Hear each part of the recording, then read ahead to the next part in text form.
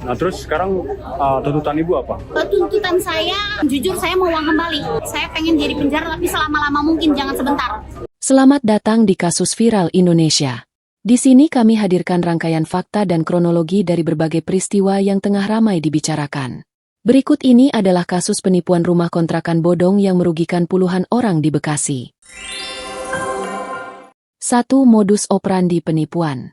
Penipuan ini bermula dari iklan rumah kontrakan murah yang disebarkan melalui media sosial Facebook. Pelaku, yang disebut-sebut bernama Yurike, menawarkan satu unit kontrakan dengan harga relatif murah, yaitu sekitar 60 hingga 70 juta rupiah. Untuk meyakinkan calon korban, pelaku menunjukkan dokumen surat girik dan bahkan surat ahli waris, seolah-olah ia memang memiliki hak atas bangunan tersebut. 2. Proses transaksi. Korban-korban yang tergiur harga murah kemudian diajak bertemu langsung dan mulai melakukan pembayaran secara bertahap. Sebagian korban melakukan pembayaran melalui notaris bernama Pak Opik, sebagian lagi langsung transfer ke rekening anak pelaku, dan ada juga yang membayar secara tunai.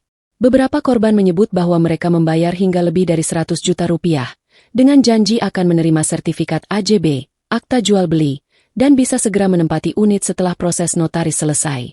3. Janji palsu, kecurigaan. Setelah pembayaran dilakukan, para korban dijanjikan bahwa proses AJB masih dalam pengurusan dan akan segera selesai. Namun, berbulan-bulan berlalu, para korban tidak juga menerima surat kepemilikan maupun bisa menempati rumah kontrakan yang sudah dibeli. Kecurigaan muncul ketika pelaku justru menawarkan unit yang sama ke orang lain. Diduga, pelaku menjual unit kontrakan yang sama secara berulang. 4. Fakta terbongkar. Ironisnya, bangunan kontrakan yang dijanjikan kepada para korban justru dirobohkan oleh pemilik aslinya. Setelah diselidiki, ternyata pemilik asli rumah tersebut masih memiliki hubungan keluarga dengan pelaku. Diduga kakaknya sendiri bernama Pak Tatang. RW setempat bahkan menyatakan bahwa mereka tidak pernah dilibatkan dalam proses transaksi. Padahal dokumen girik biasanya memerlukan pernyataan tidak sengketa dari RW. 5. Dampak kepada korban. Beberapa korban bahkan mengaku menjual rumah lama mereka demi bisa membeli kontrakan ini, dengan harapan bisa segera pindah.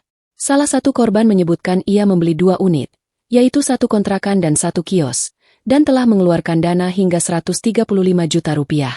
Mereka hanya menerima janji-janji palsu dan terus disuruh menunggu, namun tidak ada kepastian. 6. Tindakan hukum. Para korban yang merasa tertipu kemudian berkumpul dan mendatangi lokasi bekas bangunan kontrakan yang telah dirobohkan. Mereka melaporkan kasus ini ke Mapolres Metro Bekasi Kota. Ketua RW juga menyatakan bahwa pihak korban telah membentuk grup korban dan diarahkan untuk membuat laporan resmi ke polisi agar kasus ini bisa diproses secara hukum. 7. Harapan korban. Para korban berharap uang mereka bisa kembali.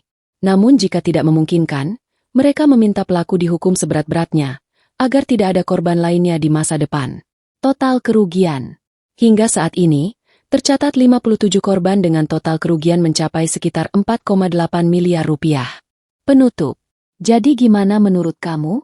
Tulis di kolom komentar ya.